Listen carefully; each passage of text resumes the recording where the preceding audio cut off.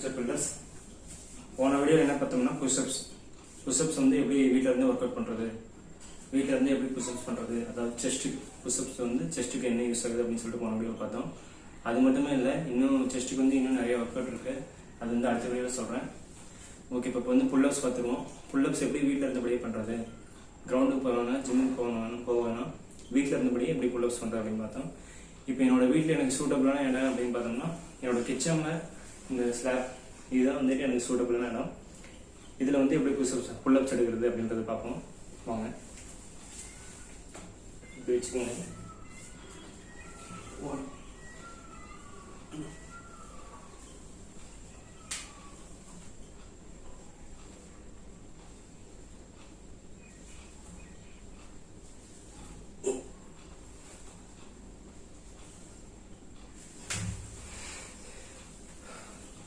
ஓகேவா?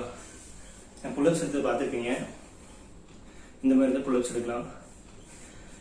எடுக்கும்போது என்ன பண்ணோம் அப்படின்னா, காமன் மிஸ்டேக் என்ன அப்படின்னா, அப்படியே உந்தி வந்து தொங்குவோம். இப்போ தொங்கிட்டு அப்படியே உந்தி எந்திருப்போம்.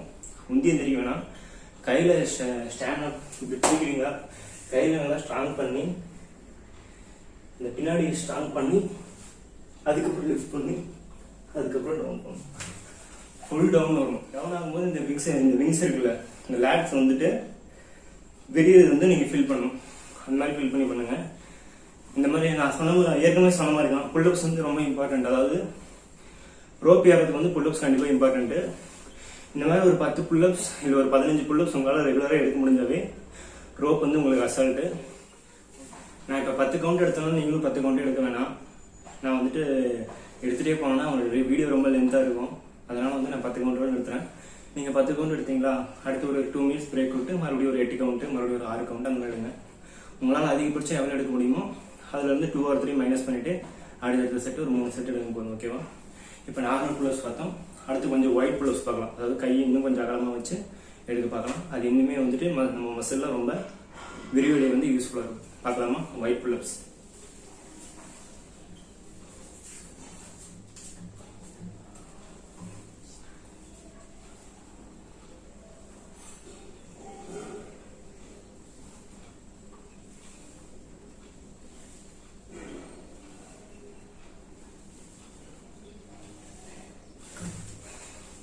ஓகே, இதுதான் ஒயிட் புல்அப்ஸ். உங்களால் கையை எந்த அளவுக்கு அகலமாக போட்டு எடுக்க முடியுமோ அந்த அளவுக்கு அகலமாக போட்டுடுங்க. அந்த அகலமாக போட்டு எடுக்கும்போது உங்கள் மசில் வந்து நார்மல் புல்அப்ஸ் எடுக்கிறதும் நல்லாவே விரிவடையும். அப்போ வந்து கண்டிப்பாக உங்களுக்கு நல்ல ரிசல்ட் கிடைக்கும். ஓகே, நார்மல் புல்அப்ஸ் பார்த்தோம், ஒயிட் புல்அப்ஸ் பார்த்தோம்.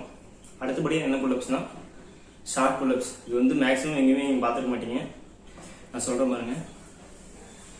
நார்மல் புல்அப்ஸ் வந்து இப்படி பிரச்சனை இல்லையா, ஷார்ட் புல்அப்ஸ் வந்துட்டு கையை முடிஞ்ச அளவுக்கு வந்து பக்கமாக பிடிச்சிக்கங்க. பக்கமாக பிடிச்சி 1 2 ஃபுல்லாக டவுன் ஆகுங்க. திரும்ப